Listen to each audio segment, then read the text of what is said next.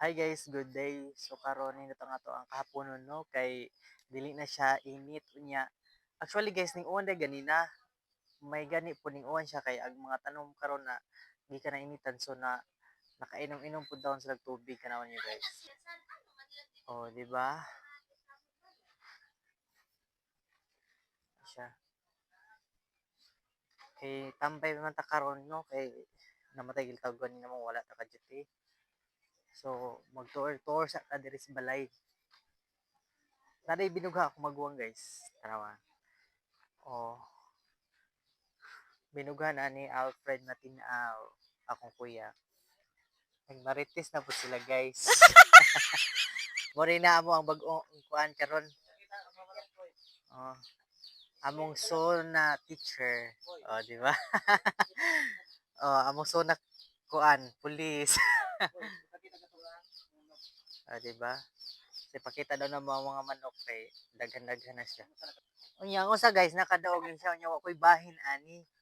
Unya, okay ra tag nadaog. Unya, dako premium ba unya. Abang ra ito 300 na to. 300 lowest manok guys. Ano? So mo na siyang manuka, inga na siya kaisog kay tanawa ning pirok pag mata. Daghan-daghan namin no. Ang sari mo ginganoy? Kani? Oh, sa willing daw mopalit og manok diha pang tari no. Tulo daw ka manok, Gismil. Inya na siya pakapin usa ka piso. Siya. Unya man yung makulungan. Kanya kani usa nakatinga mo na wala na siya sulod. Kay sudlan na na siya sa mga taong hilabtunon. So, ang among kanding na mga nakay, kunya ang amo ang kanding, amo ni anak sa kanding karon.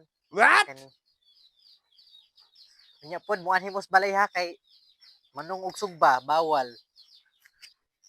O di ba guys, nakadugay na ko na kuan panagsaramas papuno sa balay sa time na di uplaw. Wala ko kabantay na daghan-daghan naman ibig mga manok. Dili lang manok, daghan pud mag iring, iro. So nga na mi ka pinanggaon sa mga hayop guys. Mora to guys, bye-bye.